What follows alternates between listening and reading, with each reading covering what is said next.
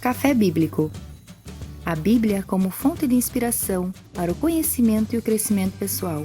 Um podcast de Frei Dionis Rafael Paganotto.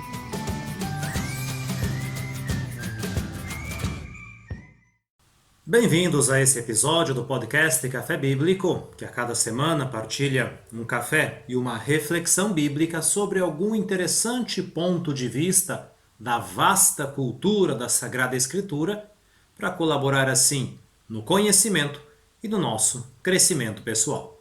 2020, episódio número 14. A Bíblia é o livro mais traduzido do mundo e há milênios, séculos, muitos anos transmite essa reflexão, esses ensinamentos, essas experiências de fé que muitos homens e mulheres tiveram até chegar aos dias de hoje. E por ser um livro muito conhecido, é também estudado sob tantos pontos de vista diferentes. Teologia, arqueologia, história, literatura, tanto que a própria palavra Bíblia significa biblioteca. Entrar numa grande biblioteca e ter contato com tantos pontos de vista diferentes. E por ser esse livro muito humano, a Bíblia também trata de vários aspectos que dizem respeito ao nosso dia a dia. Dentre eles, um muito delicado, aquele da depressão. A depressão é uma doença que sempre atingiu a humanidade. Porém, nos últimos anos, nas últimas décadas, se tornou um fenômeno muito mais frequente. E repito, é um argumento muito delicado, muito humano. E sendo assim, é óbvio que a Bíblia também trata, não apresentando tratamento ou uma reflexão filosófica sobre isso, mas alguns aspectos, alguns pontos de vista, algumas experiências nas quais é possível ver algum sintoma depressivo ou até propor algo que possa colaborar na recuperação da saúde física, psíquica, espiritual de quem é atormentado por essa doença. Repito que é um tema muito atual e eu não sou psicólogo, médico, proponho somente uma reflexão. E é atual porque, segundo alguns estudos, 1 em cada 3 pessoas vai atravessar na vida algum momento depressivo. Sendo assim, o tema do podcast de hoje é: a depressão não faz distinção de pessoas. Um texto bíblico.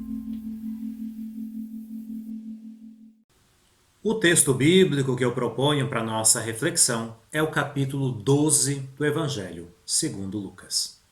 Jesus disse aos seus discípulos: não se preocupem com a comida que vocês precisam para a vida, nem com a roupa que vocês precisam para o corpo. A vida é mais importante que a comida. O corpo é mais importante que a roupa. Olhem os pássaros, eles não semeiam, não colhem, não têm armazéns, porém Deus dá comida a eles.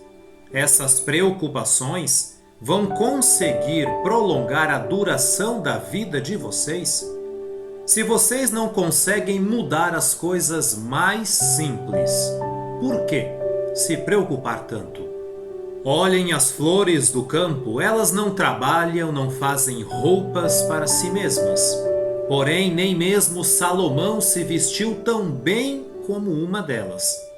Se Deus veste assim as flores do campo, imaginem o que faz por vocês, homens e mulheres fracos na fé. Portanto, não fiquem aflitos com o que comer e beber.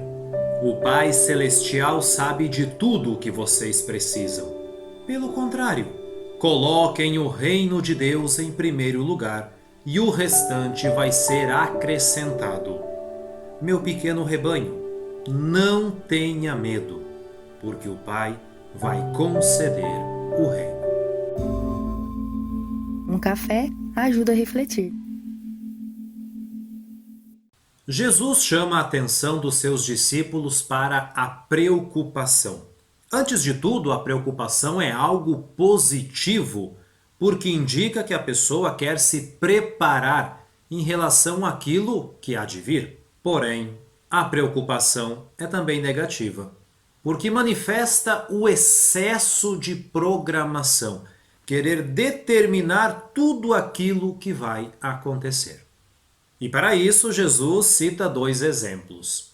Em primeiro lugar, as aves, que não se preocupam tanto com a comida e têm o que comer.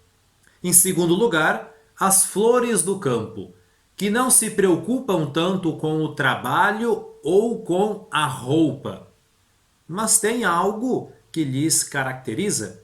Por isso que esses 2 exemplos, aves e flores, algo do dia a dia, Jesus pede que os discípulos olhem, admirem e vejam que animais e plantas têm o necessário e por isso estão bem.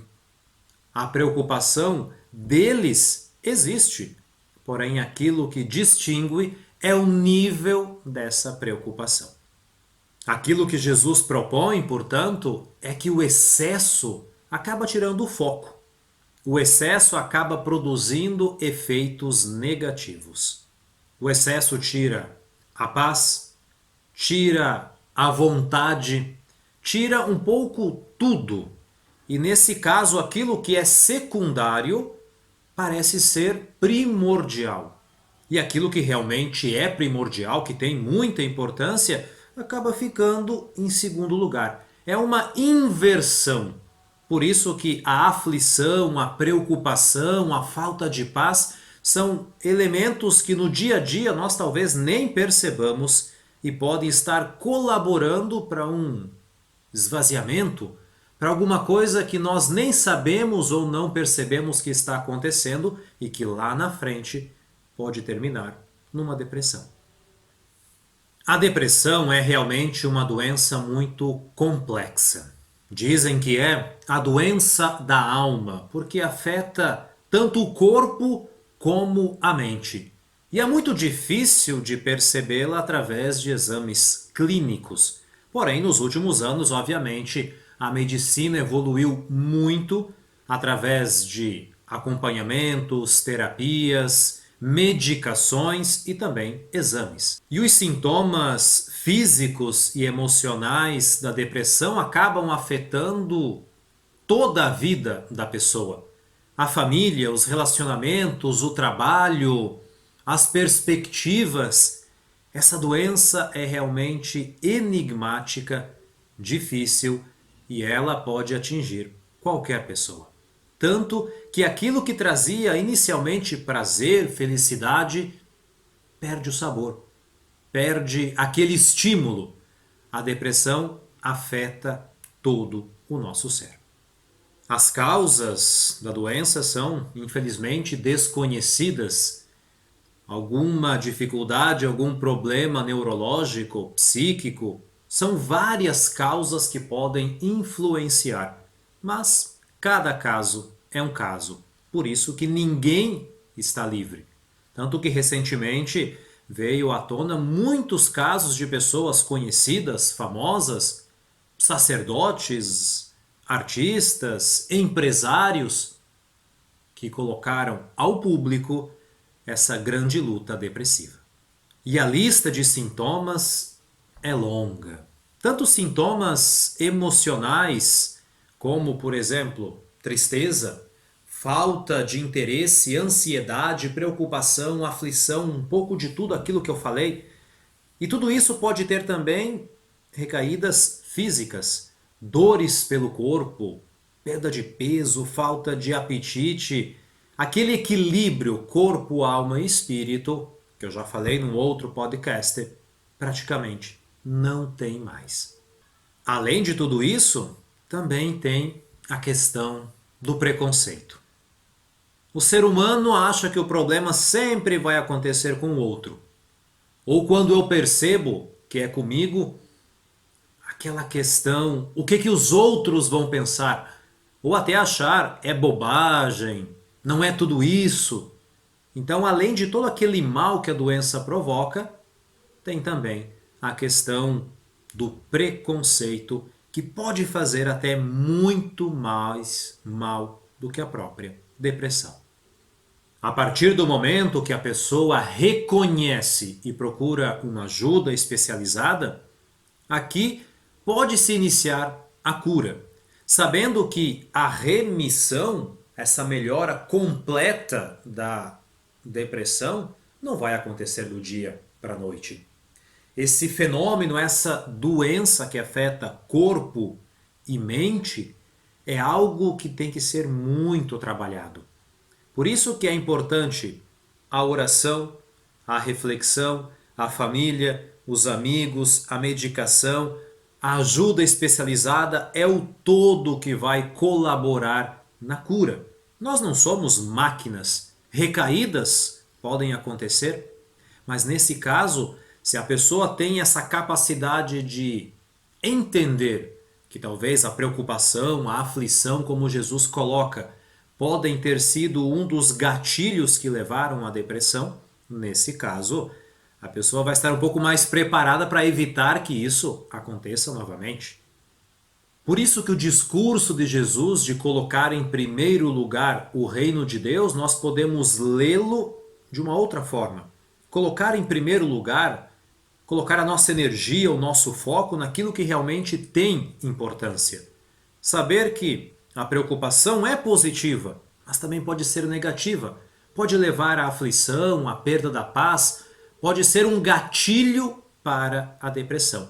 Nesse caso, encontrar o equilíbrio e saber também ler certos indícios que o nosso corpo, a nossa mente, o nosso espírito nos mandam quando estamos um pouco perdendo o equilíbrio é muito importante.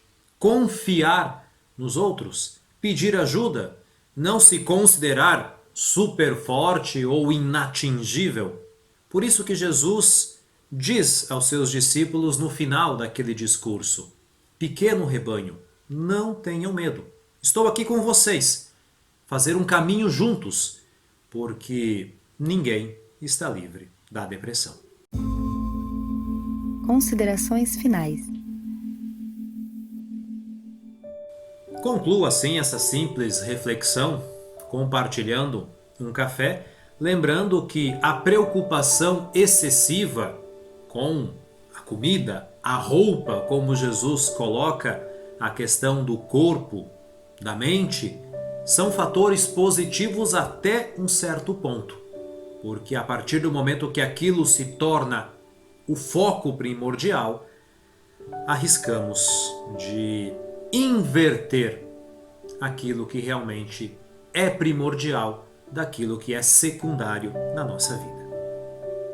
Porque a perda da paz, do equilíbrio, pode nos levar ao risco de esquecer quão importantes são as relações humanas, quão importante é uma vida de oração, de espiritualidade, quão importante pode ser também uma vida simples, como as aves, como as plantas, uma vida com menos preocupações e mais alegria. Porque é ali que a realização pessoal acontece. A autoestima, o sucesso, a felicidade, a plena satisfação pessoal. Tudo isso que faz com que estejamos mais protegidos, blindados contra a depressão. E nós temos muitos exemplos bíblicos de pessoas que passaram, homens e mulheres de fé, por uma depressão, ou ao menos episódios depressivos. Jó, Elias, alguns dos salmistas do Antigo Testamento. Isso demonstra que a fé não é tudo nesse caminho. É importante, mas não cura.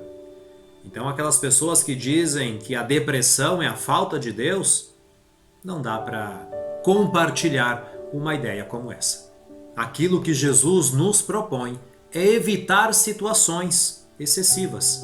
No caso do episódio que eu li e meditei, a preocupação, a aflição, a falta de paz. Evitar aquilo que pode ser o gatilho para nos levar à depressão.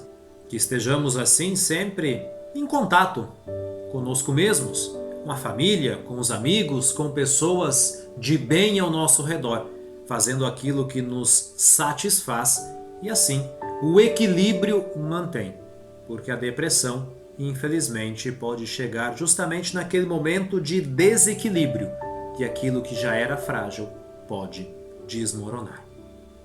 Que Deus abençoe então a sua semana. Obrigado pela sua atenção e a partilha desse café e até o nosso próximo podcast.